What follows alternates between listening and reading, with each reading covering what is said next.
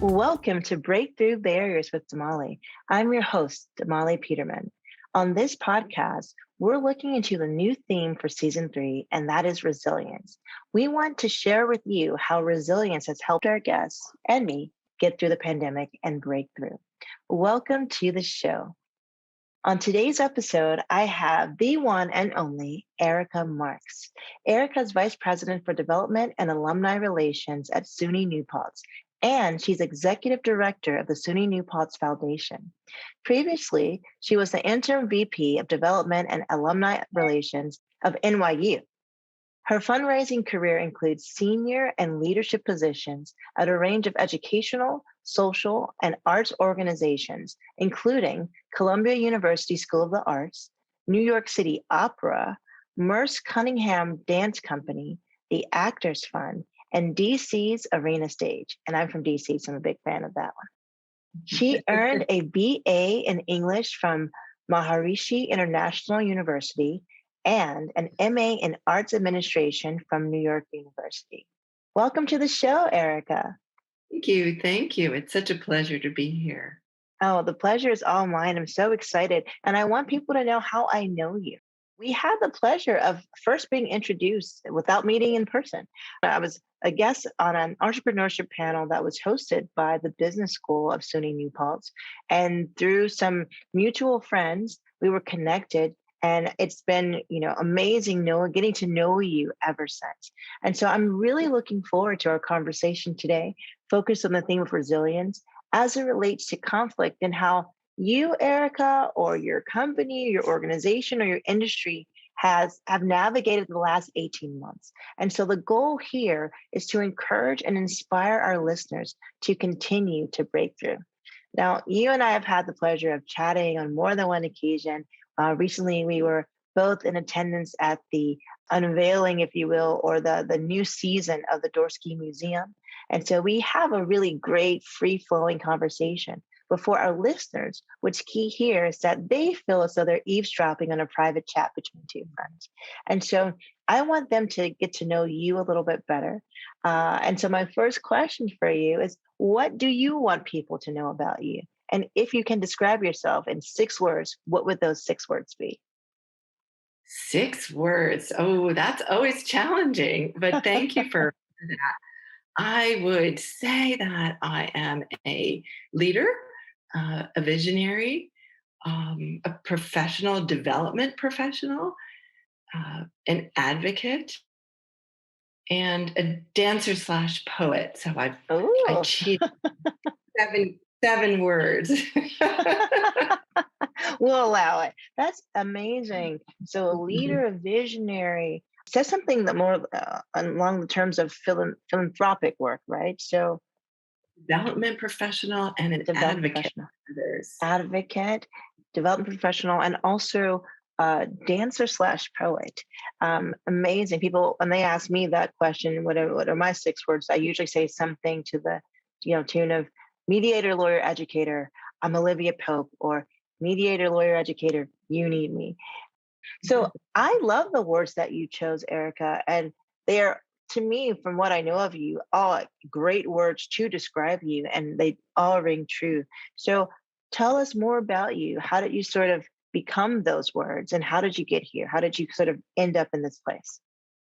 Well, my origin story, I guess you would call it, is that I started off doing a lot of dance and being passionate about dance, which took me to Paris, where I spent a year and a half studying at the Sorbonne and doing dance. And then I woke up one day and said, "You are not a dancer. You're not really good enough to be a dancer."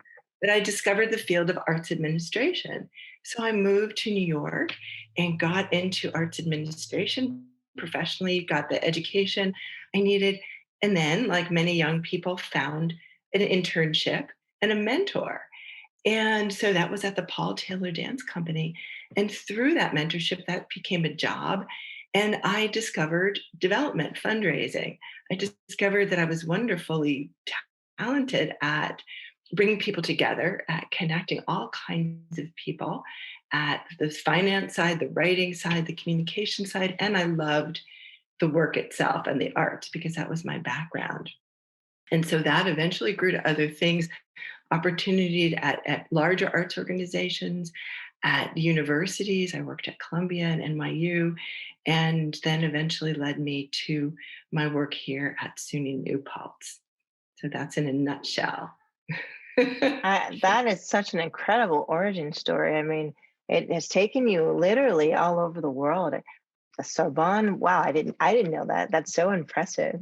And then, of course, bringing you to New York, and there's a stint in DC.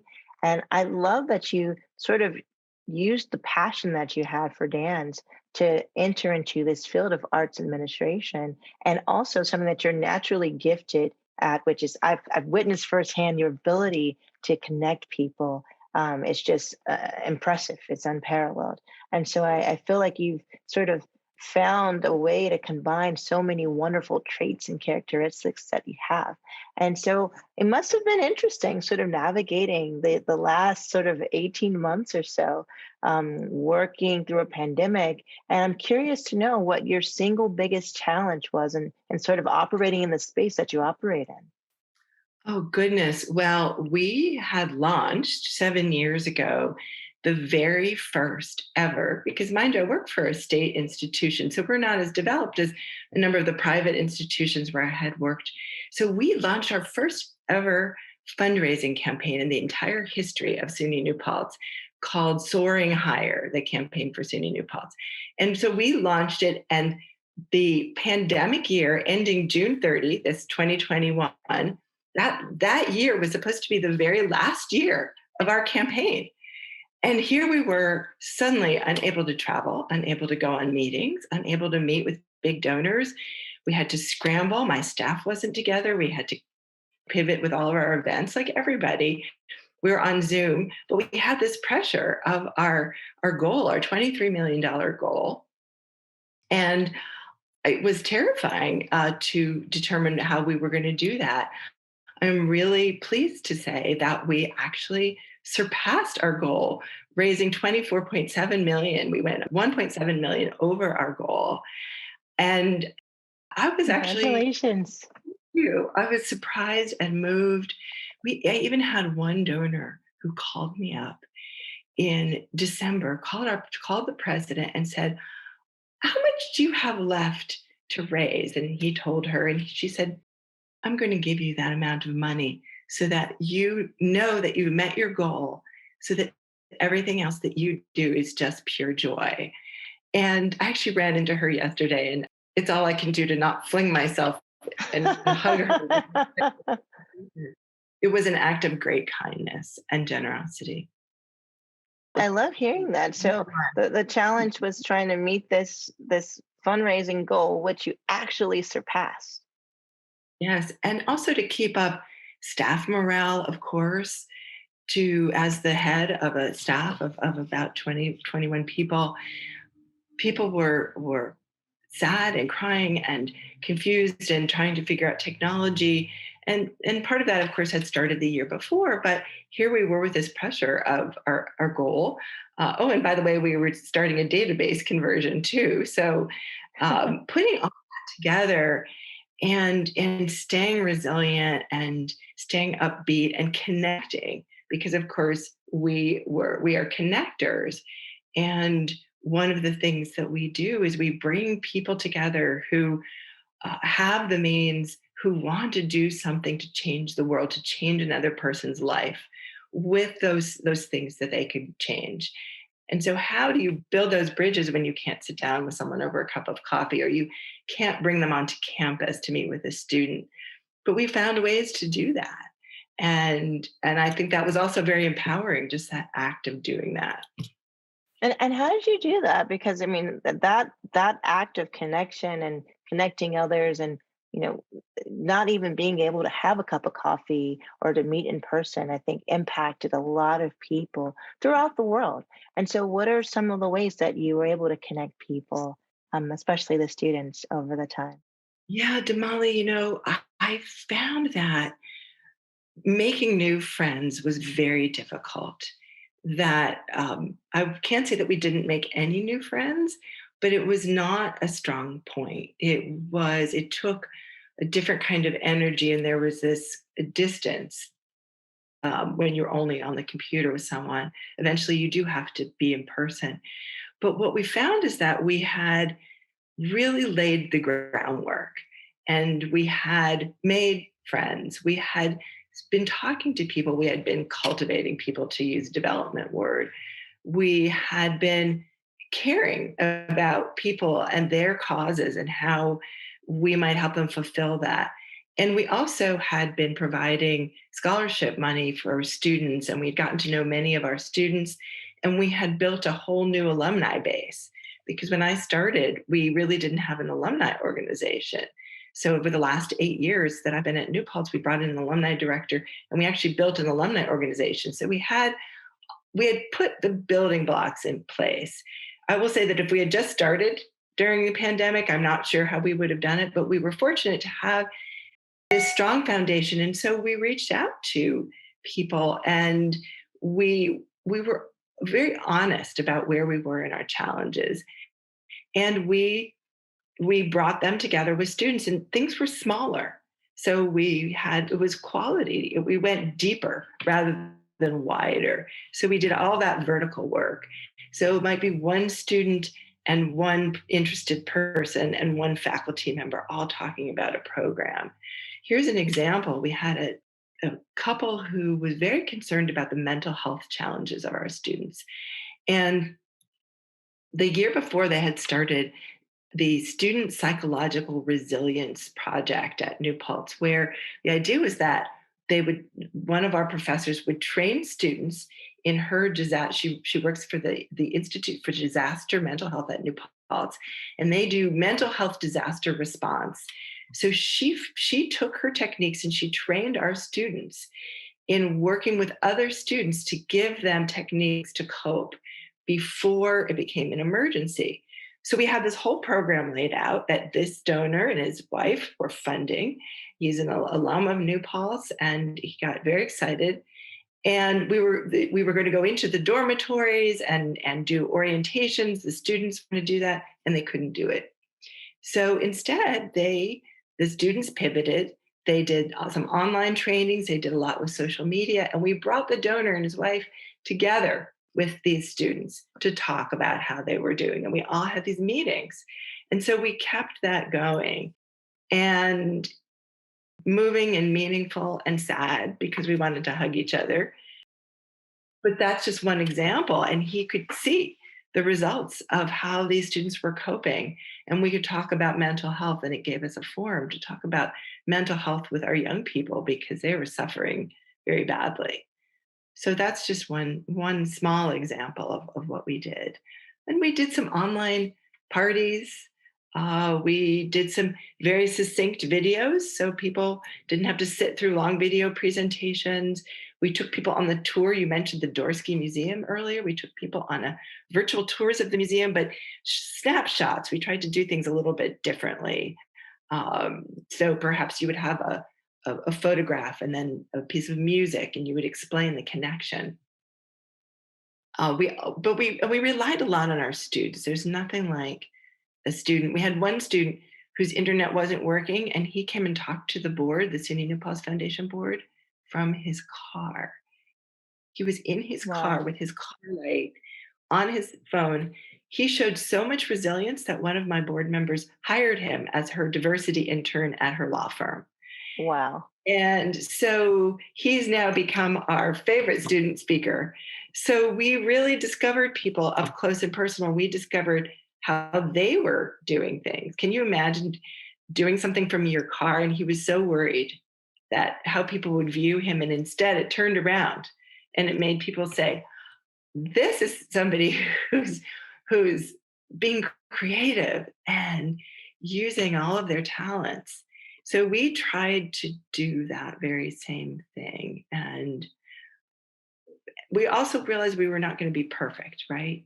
You're not going to be perfect. There are all those funny people. I had a cat that was pretty much always at a certain time of day hitting me with his tail. And it makes you human.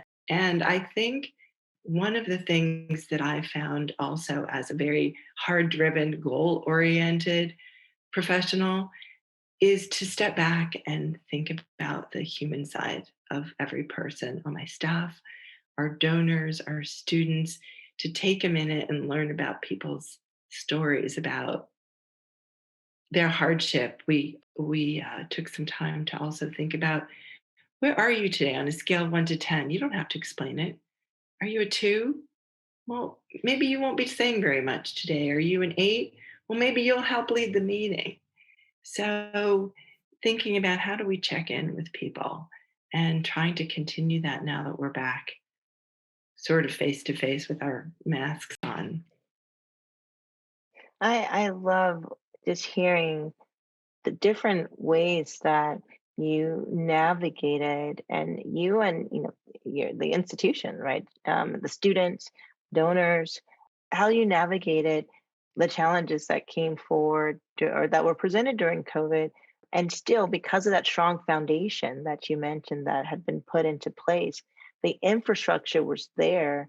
And the infrastructure, the foundation showed resilience in a sense, given that you had built, this alumni organization. You'd already set up a lot of things for, it sounded like for your staff. It's also for the students, and then for some interaction with, especially this project with respect to mental health for students and how to help them to cope, and realizing that because people could meet in person, what that would look like. And continuing to offer that as an option for students. And it sounds like it was very successful.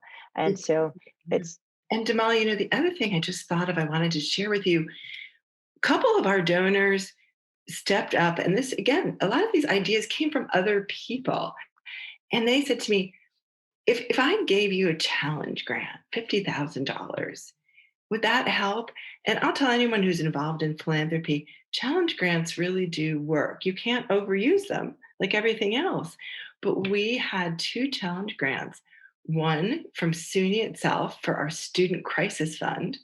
And that Student Crisis Fund gives out micro grants, $500, $1,000, no more than $1,000 for students who can't pay their rent, they can't buy food, they can't get course materials. You would be shocked to find out how often students run out of money, and they start thinking about dropping out of school. And $500 changes their lives.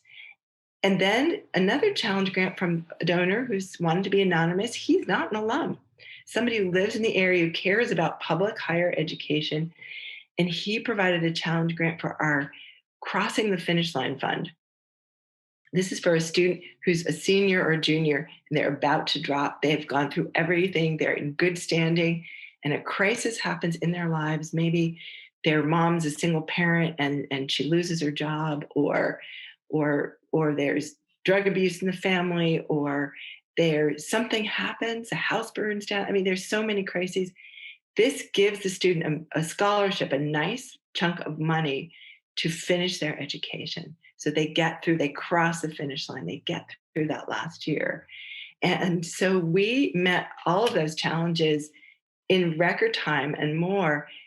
And one of the things that surprised me, maybe it shouldn't have, but it did, was that, of course, the stock market was doing well, but people took that money from the stock market and they looked around as to where they could make an impact.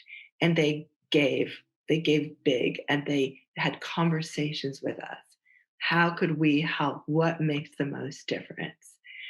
And I think I spent a lot of my time fending off tears, because I was so moved by this. I mean, really, truly, it sounds corny maybe, but um, when I see that kind of generosity in people who don't have to do anything, it never ceases to astonish me.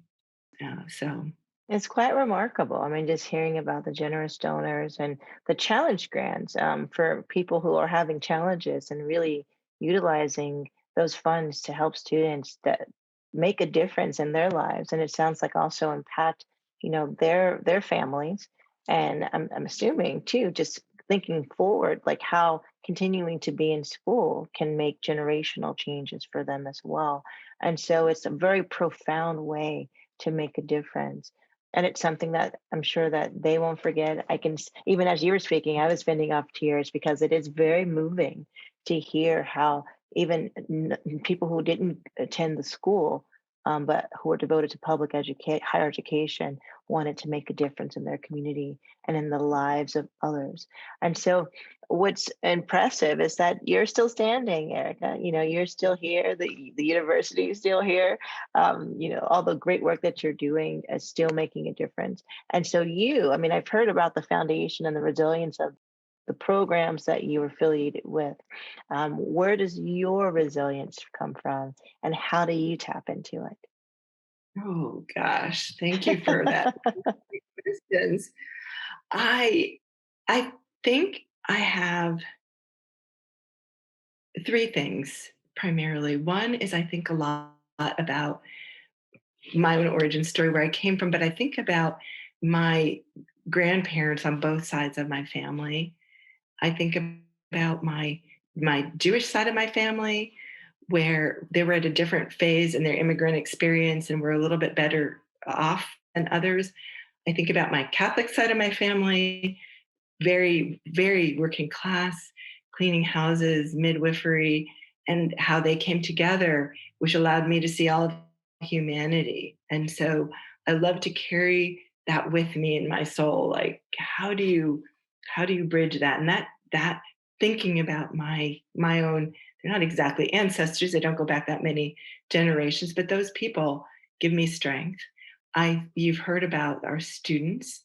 I think about I am mission driven in my work. I need to know that when I die, I will feel that I've left the world better than I found it. And so I think about that. Sometimes that comes down to helping one person. It's not always systemic change, but I do think sometimes when I'm down, one of my staff members, I was really down the other day, and she sent me a profile of a student scholarship recipient, because we send those out to all of our donors. Here's your student, so they can read about the person who got their gift. And she said, I want you to read this young woman's story. It's so uplifting, it will change you today. And it did. And so when I need inspiration, I think about our students, I read about them, I meet with them. I've taken on a mentorship project myself at the university this year for the first time for our scholars mentorship program. So a young woman of color who I'm going to be mentoring. And so those are the things. And then the final thing is that I will say is that I find that being honest is really key to my inner resilience. And owning up to mistakes right away, not waiting. I mean, maybe you have to wait a little bit so that you can kind of get through whatever it is. But I think owning up, vocalizing that, sharing that, apologizing, and also owning up to your successes, showing yourself some love. Because those of us who are successful, and probably everyone, we beat ourselves up a lot. So that kind of honesty, am I being honest about what I did well today? Okay, you go, girl. it? Am I being honest about the things that I need to change? Did I say something overly harshly? And let's look at that. And so I find for me that gives me a lot of strength every day. So those are the three elements: my family, ancestors, my work itself, the people we serve, and then that quest for honesty, which is it is a quest, because I never quite feel like I achieve It sounds like you're perfection, doing a but great job. that would be boring, being perfect. It would be very boring if people were perfect or if we were all the same. The world would Yeah. be so boring. And I loved hearing how you sort of had those three categories of where your resilience comes from. And I can see that sort of undercurrent, and also tying it back to something you said earlier about just like recognizing that humanness, right? That sort of human thread that connects all of us. And I think that's part of what resonates with me, when thinking about your resilience coming from your family and ancestors, from the students who ever need a reminder of why you do what you do, to seeing their success is a great way to celebrate with them.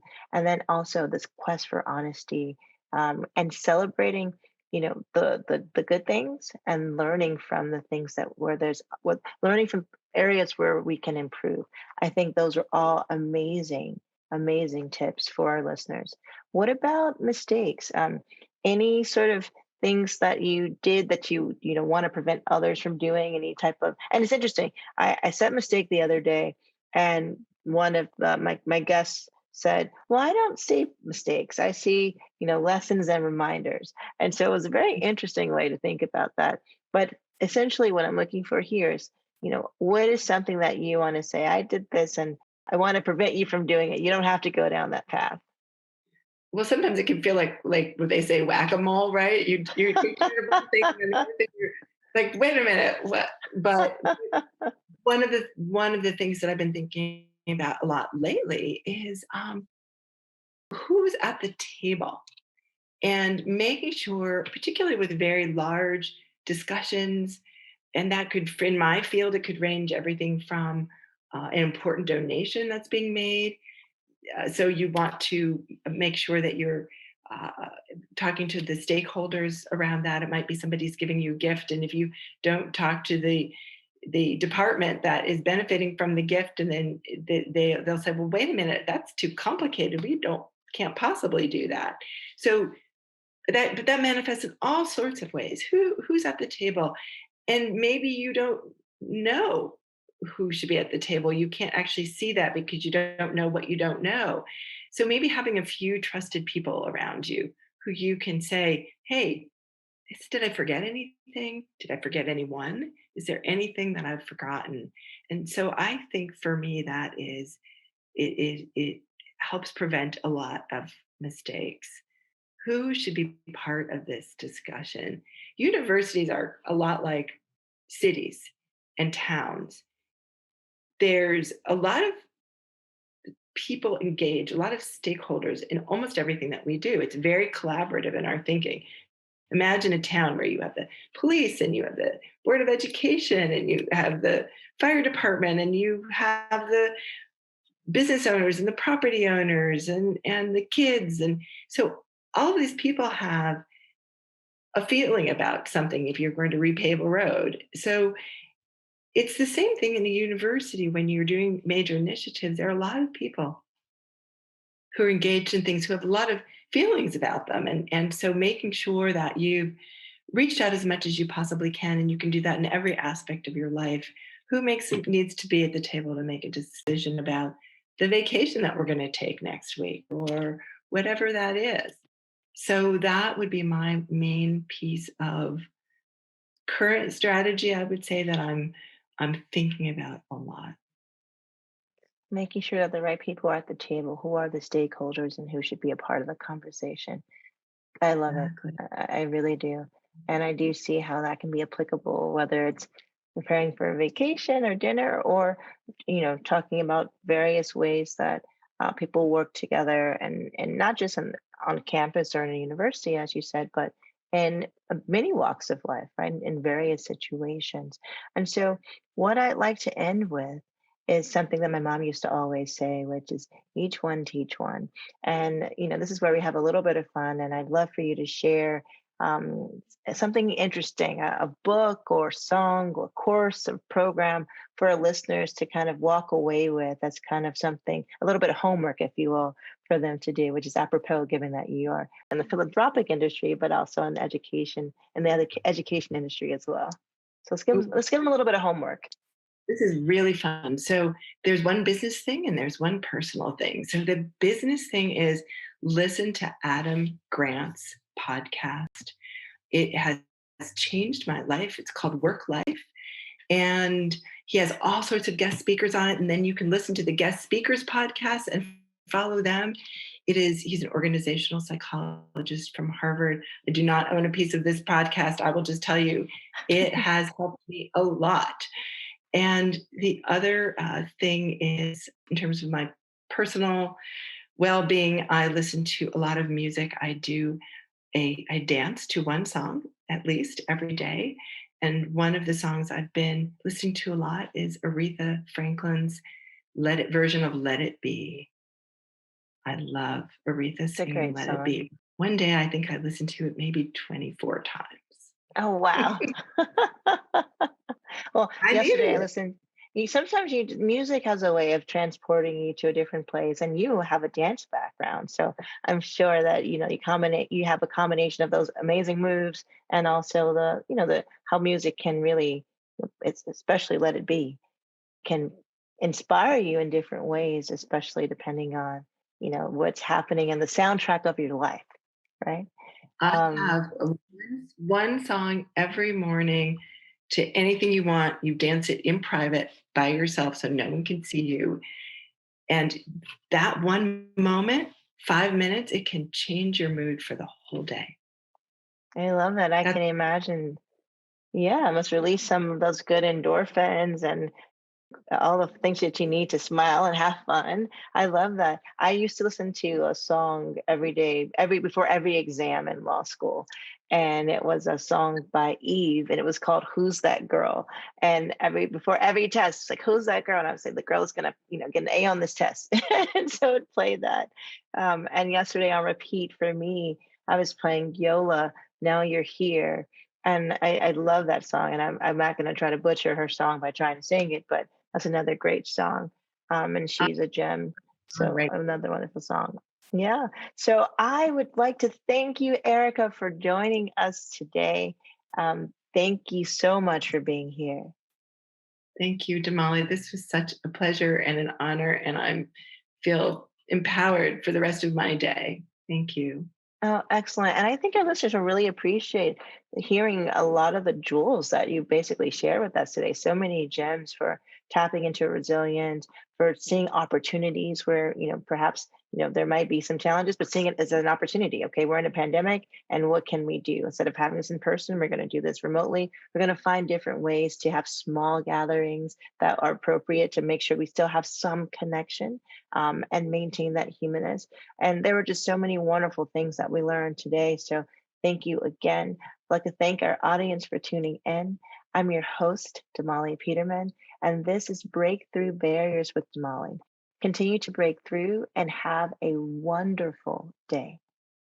As your host, I just want to make sure that I know I'm a lawyer, mediator, and educator, and many of our co hosts who represent various professions. We want to be clear that we are not providing legal advice, counseling, or suggestions. Our goal is to provide a roadmap for conflict resolution to generate a world of conflict resolvers. Continue to break through and have a great day. Please follow us on Twitter, Facebook, Instagram, and LinkedIn at Breakthrough ADR. That's the @ BREAKTHROUGH, capital A, capital D, capital R. I'm your host, Damali Peterman, and this is Breakthrough Barriers with Damali. Although I am a lawyer, mediator, and an educator, and many of my co-hosts will represent various professions, we want to be clear that we are not providing legal advice, counseling, or suggestions. Our goal is to provide a roadmap for conflict resolution to generate future conflict resolvers. Continue to break through and have a wonderful day.